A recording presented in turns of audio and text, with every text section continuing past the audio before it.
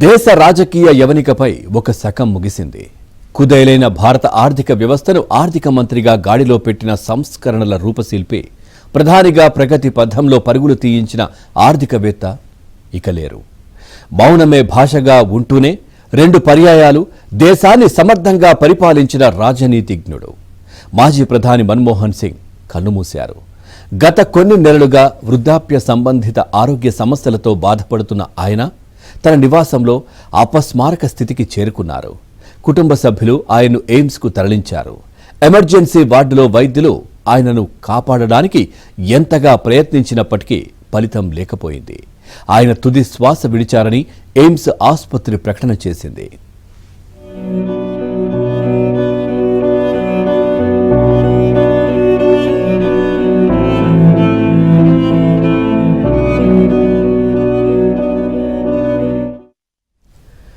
మన్మోహన్ను ఆసుపత్రిలో చేర్పించారన్న వార్త తెలిసిన వెంటనే కాంగ్రెస్ అధినేత్రి సోనియా గాంధీ, ఆ పార్టీ ఎంపీ ప్రియాంక గాంధీ హుటాహుటిన ఎయిమ్స్కు చేరుకుని ఆయన కుటుంబ సభ్యులను పరామర్శించారు. ఆయన గౌరవార్థం పార్టీ వ్యవస్థాపక దినోత్సవం సహా వచ్చే 7 రోజుల పాటు నిర్వహించ తలపెట్టిన అన్ని కార్యక్రమాలను రద్దు చేసుకుంటున్నట్లు కాంగ్రెస్ పార్టీ ప్రకటించింది. మన్మోహన్ సింగ్ పార్థివ దేహాన్ని ఎయిమ్స్ ఆసుపత్రి నుంచి ఆయన నివాసానికి తరలించారు.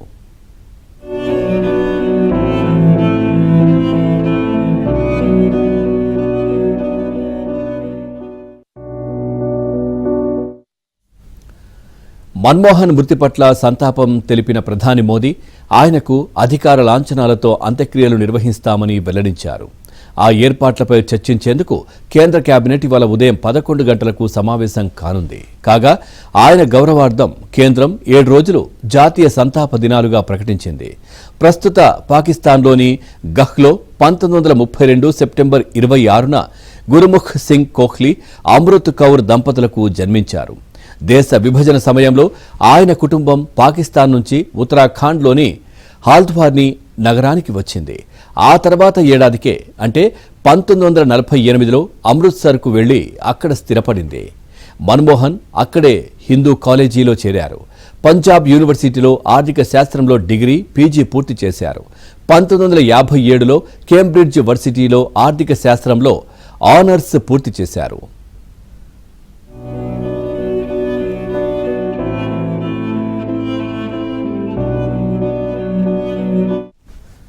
1972లో ఆర్థిక శాఖ ప్రధాన ఆర్థిక సలహాదారుగా, 1976లో ఆర్థిక శాఖ కార్యదర్శిగా నియమితులయ్యారు.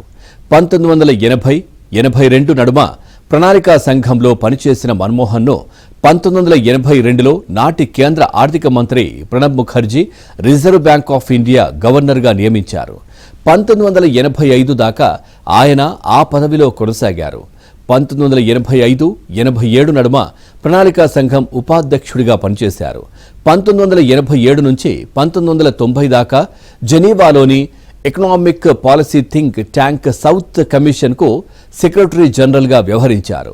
1990 నవంబర్లో భారత్కు తిరిగొచ్చి అప్పటి ప్రధాని చంద్రశేఖర్కు ఆర్థిక వ్యవహారాల సలహాదారుగా పనిచేశారు.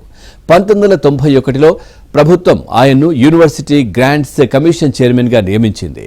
1991 జూన్లో మైనార్టీ ప్రభుత్వ పగ్గాలు చేపట్టిన నాటి ప్రధాని పివి నరసింహారావు దేశాన్ని సంస్కరణల పథంలో నడపాలంటే మన్మోహన్ వంటి ఆర్థికవేత్త అవసరమని భావించి ఆయనకు ఆర్థిక శాఖ బాధ్యతలు అప్పగించారు.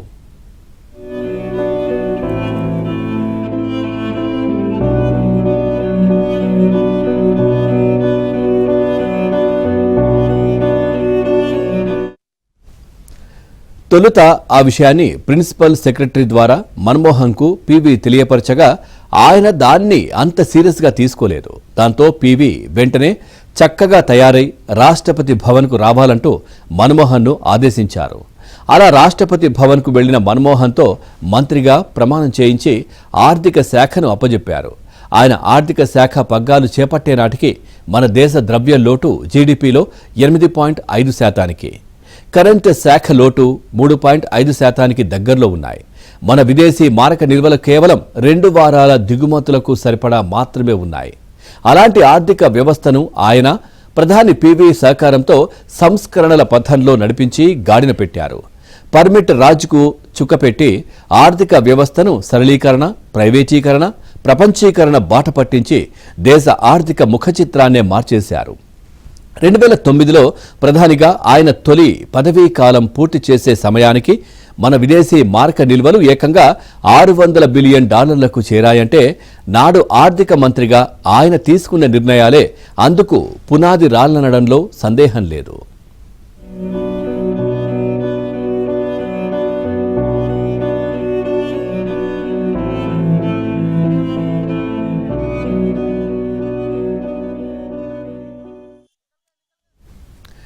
ఇక అనూహ్య పరిస్థితుల్లో 2004 మే 22న ప్రధానమంత్రిగా పగ్గాలు చేపట్టిన మన్మోహన్ సింగ్ 2014 దాకా ఆ పదవిలో కొనసాగారు.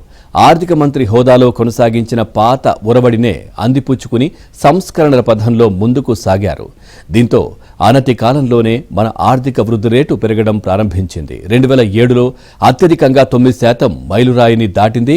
ఆయన హయాంలో వచ్చిన జాతీయ ఉపాధి హామీ చట్టం, సమాచార హక్కు చట్టం దేశ చరిత్రలోనే కొత్త అధ్యాయాలను లిఖించాయి.